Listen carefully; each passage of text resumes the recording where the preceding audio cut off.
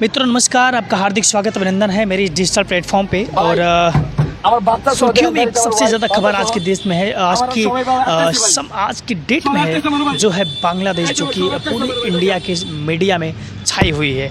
और इंडिया में छाई भी क्यों ना, क्योंकि इंडिया को ऐसा ही कुछ जो मीडिया है उसको ऐसे ही मसालेदार खबरें अक्सर चीज़ें होता है।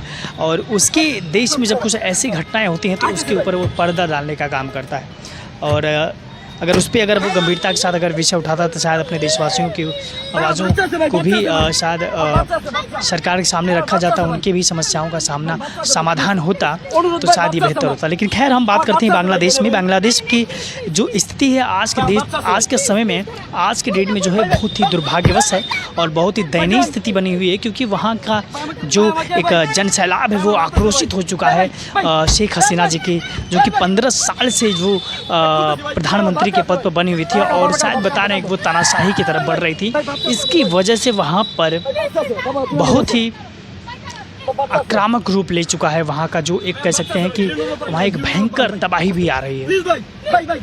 और वहाँ के लोगों ने इनके घर में, हालांकि इनकी पार्टी जो समर्थक थे शेख हसीना जी के, उनके ऊपर भी धावा बोल दिया है। कई लोगों की मौतें भी हो चुकी हैं, जो कि काफ़ी दुखद है। और पार्लियामेंट में भी वो घुस चुके हैं, पार्लियामेंट में जाकर के सारी चीज़ों का तोड़ फोड़ हुआ है। उनके घर पर भी लोगों ने ज़बरदस्त तोड़ फोड़ किया है। और वहाँ का जो उनके पास जो इस मुद्दे का अगर देखा जाए तो उनके पास उनके ऊपर एक आरोप लगा है, क्योंकि वहाँ बांग्लादेश की आज़ादी में जिनके पूर्वजों ने बलिदान दिया था उनको एक आरक्षण मिल रहा था और वो आरक्षण को ये समाप्त कर रही थी।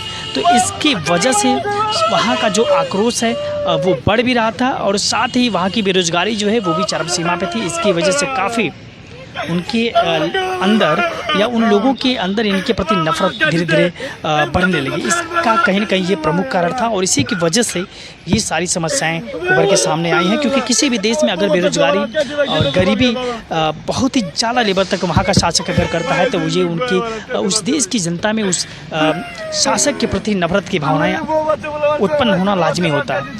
तो ये और जैसे वहाँ का जो सिस्टम, जहाँ सिक्योरिटी फोर्सेस है, पुलिस है, आर्मी है, वो सारे लोगों ने हथियार डाल दिया था। लेकिन धीरे धीरे क्या कई साजिशें सामने आ रही हैं। क्या उनको केवल सत्ता से बाहर करना था या फिर बांग्लादेश में कुछ और स्थापित करना था, ये भी बहुत ही सोचने वाली विषय है।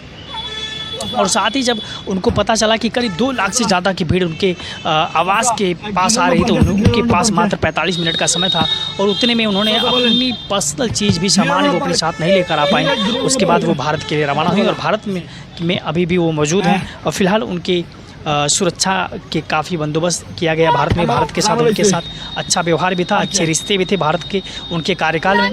तो कहीं न कहीं भारत भी अब इन चीज़ों के लिए काफ़ी संवेदनशील है। और कहते हैं ना कि किसी भी देश का सबसे बड़ा आधारशिला उस देश की जनता होती है और जनता को ज़्यादा बेरोजगारी और महंगाई की आग में नहीं छोड़ना चाहिए, जिससे कि वहाँ के लोगों में एक नफरत व्याप्त हो जाए। तो बहुत बहुत शुक्रिया। चैनल पे अगर आप नए होंगे तो चैनल को सब्सक्राइब जरूर कीजिएगा। ये घटना काफ़ी हृदय विदारक है, जो कि हर किसी को झकझोर दे रही है। आपके भारत का पड़ोसी देश है ये जो घटना आज के, आप सोशल मीडिया या टीवी चैनलों के माध्यम से इस खबरों को देख रहे हैं। चैनल पर अगर आप नए होंगे तो कृपया चैनल को सब्सक्राइब जरूर कीजिएगा। बहुत बहुत शुक्रिया, नमस्कार।